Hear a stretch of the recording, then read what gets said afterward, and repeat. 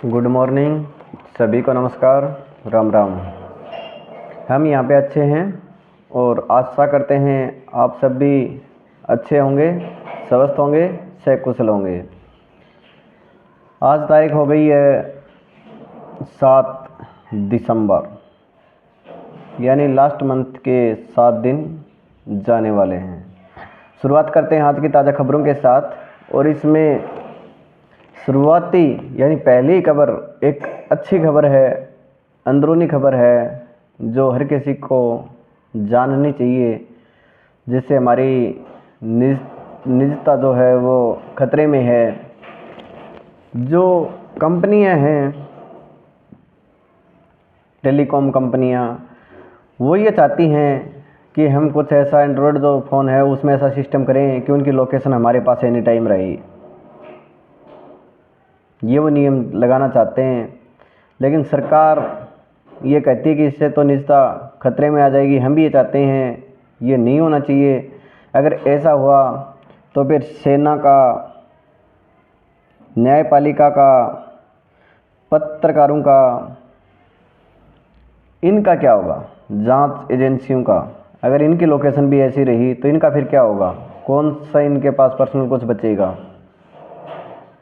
इसलिए सभी को इसका विरोध करना चाहिए। सरकार इसका विरोध कर भी रही है, लेकिन सरकार तो लास्ट में यही कहेगी कि आम जनता के लिए इसमें जोड़ दो, आम जनता का है वो ट्रैकिंग सिस्टम शुरू कर दो और अपना वो बचाव कर लेंगे। इस तरफ सभी को ध्यान देने की ज़रूरत है।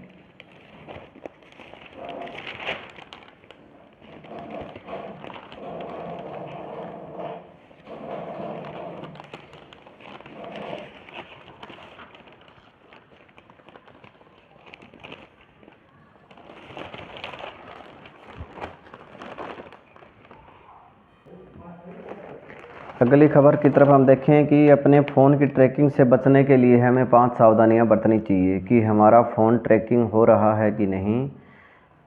इसके लिए बचाव करना है तो हमें 5 बातों का ध्यान रखना चाहिए। पहला तो है ये कि अगर आपकी बैटरी असामान्य रूप से ख़त्म हो रही है जल्दी जल्दी, तो हमें सेटिंग में जाके देखना चाहिए कि कौन सा ऐप हमारी बैटरी ज़्यादा ख़त्म कर रहा है। अगर उसमें आपको किसी भी ऐप पे संदेह लग रहा है तो वो ऐप आप अनइंस्टॉल कर सकते हैं। दूसरी सावधानी ये रखनी है आपको कि संदेह अगर हो जाए तो आपको माइक्रोफोन या कैमरे का उपयोग नहीं करना है। तीसरा इसमें दिया है कि केवल विश्वसनीय स्रोतों से ही ऐप डाउनलोड करें। अगर हमको कोई भी ऐप डाउनलोड करना है तो कोई विश्वसनीय स्रोत हो उसी से करें। जैसे प्ले स्टोर से आप कर सकते हैं, बाकी किसी ऐप से जल्दबाजी में ऐप इंस्टॉल न करें। चौथा इसमें दिया गया है कि जो पब्लिक वाईफाई होती है उसको कनेक्ट न करें, उसको कनेक्ट करने से बचें। अगर कोई मजबूरी हो तो बात अलग है, करना भी पड़े, लेकिन पब्लिक वाईफाई का यूज आप न ही करें तो ही बेहतर है। पांचवा है कि एक्सेसिबिलिटी या एडमिन परमिशन देने से बचें। अगर कोई ग्रुप का लिंक आता है या कोई अनजान व्यक्ति ऐसे एडमिन बनाना चाहता है तो उसको हाँ करने से आप बचें, फ़ोन को अपना सुरक्षित रखें। इसमें कुछ अच्छे क्वेश्चन भी दिए गए हैं जो सभी के लिए जानने भी ज़रूरी हैं। हालांकि ये नहीं कि कोई एग्ज़ाम से रिलेटेड ही होंगे सारे क्वेश्चन, कुछ अच्छे क्वेश्चन भी हैं जो हमारी नॉलेज में एनी टाइम होने भी चाहिए।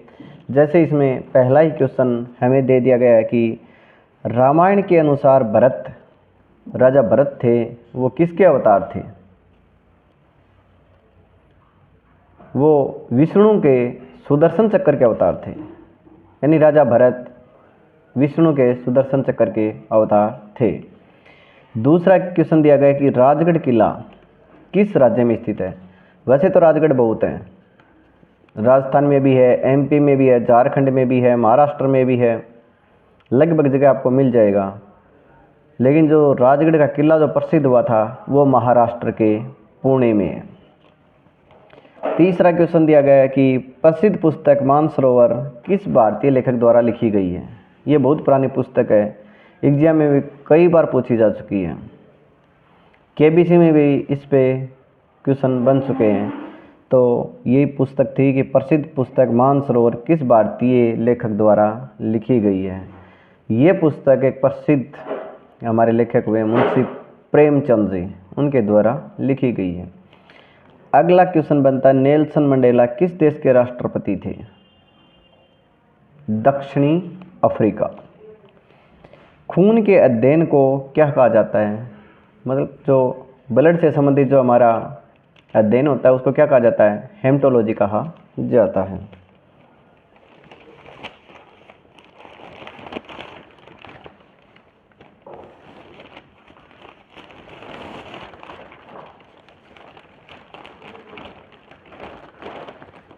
अब कुछ अच्छी बातें आपके लिए, व्यक्ति के स्वयं के लिए भी है इसमें कुछ बातें, कि शांत स्वभाव जो वो जल्दबाजी से कभी नहीं आता है, वो तो शांत मन से ही शांत स्वभाव उत्पन्न होता है। इसमें कुछ लेखक हैं या जो प्रसिद्ध व्यक्ति हुए हैं जिन्होंने कामयाबी हासिल की है, उनके इसमें तर्क दिए गए हैं। इसमें पहला ही तर्क है जॉर्डन जी का दिया गया है कि शांत व्यक्ति ही खुद पर विजय पा सकता है। यानी शांत रहना वह गुण है जो व्यक्ति को मजबूत बनाता है। यह उद्देश्य, बुद्धि और विवेक से संचालित होता है। जो शांत रहना सीख लेता है वह समय पर विजय पा लेता है। वह परिस्थितियों का गुलाम नहीं रहता, हर तूफान से अछूता रहता है। शांत स्वभाव जल्दबाजी से नहीं आता, यह आत्म नियंत्रण से आता है। कई लोग उत्तेजना को शक्ति समझते हैं, पर असली शक्ति शांत रहने में ही है। शांत व्यक्ति जो रहेगा वो निर्णय अच्छा लेगा, उसके निर्णय लेने की क्षमता बहुत ज़्यादा विकसित हो जाएगी।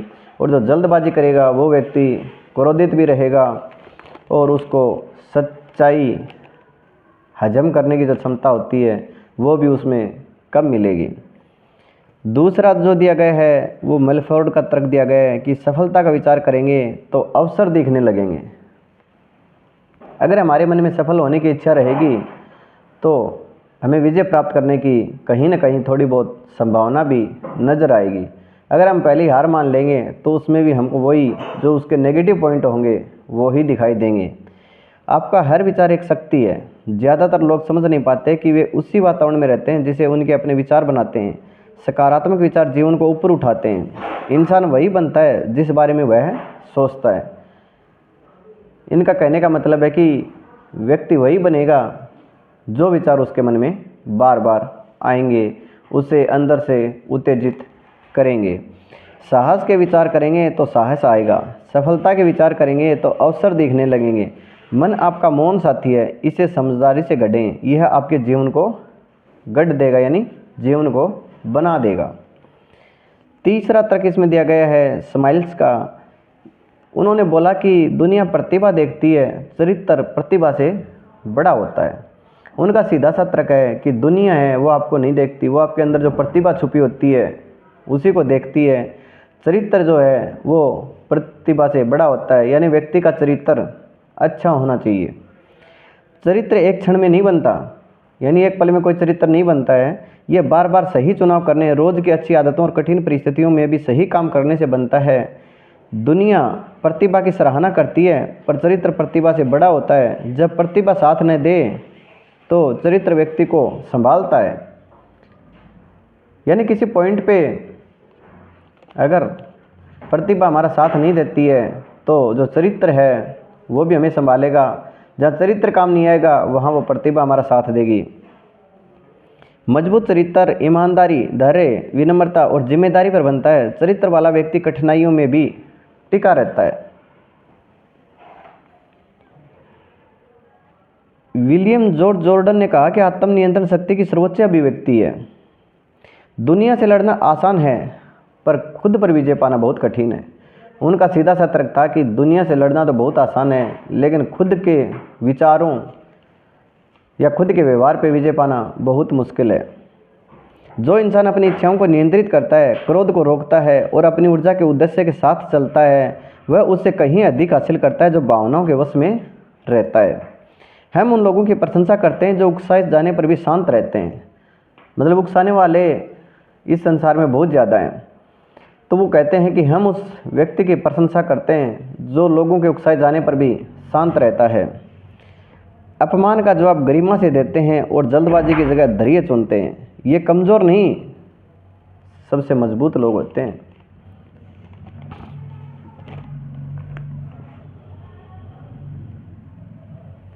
एक अच्छी कहानी भी दी गई है कि सबको मिलजुल के रहना चाहिए, एकता में ही शक्ति है। अगर हम ज़्यादा बिखरेंगे तो लोग ज़्यादा फ़ायदा उठाएंगे, इसलिए हमें संयुक्त रूप से मिल के एक साथ रहना चाहिए, एक दूसरे का सहयोग करते हुए आगे बढ़ते रहना चाहिए।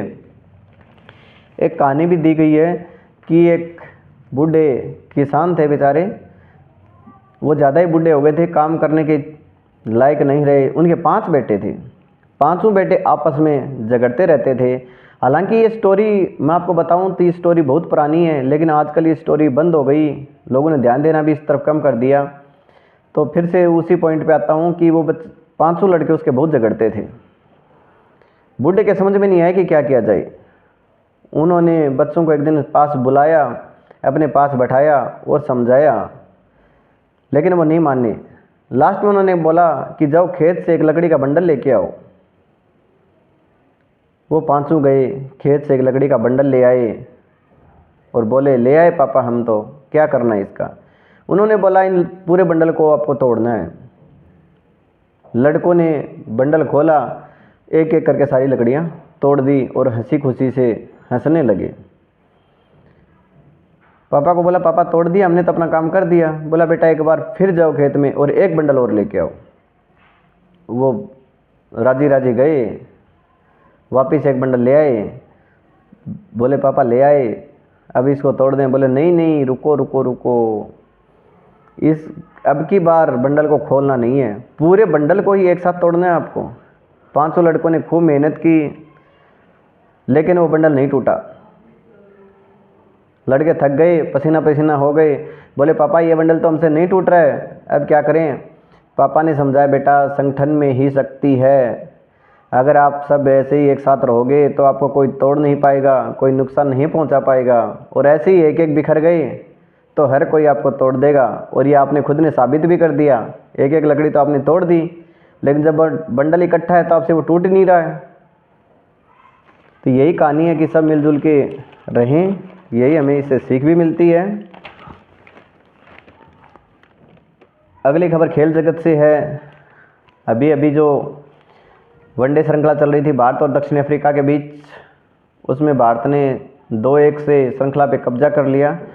कल जो है टीम इंडिया काफ़ी अच्छा खेली और इस श्रृंखला को जिताने में अगर हम किसी का अहम योगदान समझें तो वही है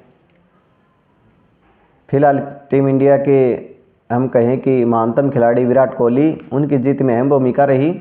और कल की जीत में शुभमन गिल की भी शानदार भूमिका रही है, उनको मैन ऑफ द मैच मिला है। और series man of the series जो मिली है वो विराट कोहली को मिली है।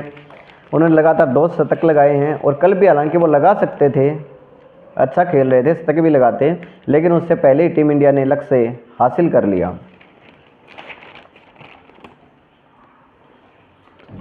अगली खबर उत्तर भारत के लिए ये है कि उत्तर भारत में प्रदूषण बढ़ने की संभावना है, कोहरा छाने की भी ज़्यादा संभावना है, क्योंकि दूसरी साइड उत्तराखंड में हिमालय पे अब की बार 2 महीने से कोई बर्फबारी नहीं हो रही है, पहाड़ सूखे पड़े हैं, वहाँ के जंगलों में आग धधक रही है। कभी कभी तो वहाँ पे दिन का पारा 26 डिग्री तक चला जाता है। उसका प्रभाव पहाड़ों से जो आएगा वो उत्तरी भारत में साफ साफ दिखाई देगा। नीले नीले आसमान में रोज़ाना बादल भी बनेंगे। हालांकि पंजाब की साइड तो बनने भी शुरू भी हो गए हैं, तो उससे भी हमें थोड़ा ध्यान रखना है।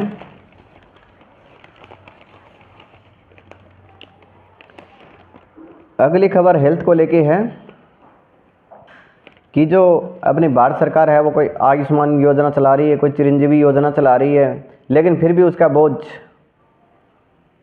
पेशेंट पे आ रहा है। इनका कहना है कि सरकार तो बोलती है हम इतना देते हैं इतना देते हैं, ये इलाज फ्री है ये इलाज फ्री है, लेकिन फिर भी इलाज का 40% हिस्सा हमें खुद को वहन करना पड़ रहा है। उसमें सरकार ने ये तर्क दिया है कि कुछ जो इलाज होते हैं वो उसमें काउंट नहीं होते, इसलिए ये आम जनता को ही वहन करना पड़ेगा। अगर राज्य सरकार चाहे अपने बजट का 8% या उससे ज़्यादा हिस्सा हेल्थ के लिए दे तो इन सब में सुधार किया जाता है। ये 40% की जगह 15 से 20% पे आ जाएगा। इसलिए आप आम जनता से ये उन्होंने रिक्वेस्ट की कि अपनी राज्य जो सरकार है उसको इसमें हिस्सा बढ़ाने के लिए बोलें तो ही सुधार हो सकता है, वरना तो ये एक योजनाएं जो हैं वो बस ये मान लो दिखाने के लिए ही काफ़ी हैं।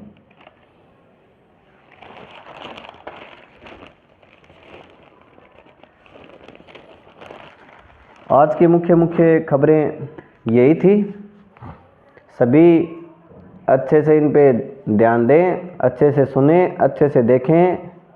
वीडियो को ज़्यादा से ज़्यादा लाइक शेयर कमेंट करें। धन्यवाद।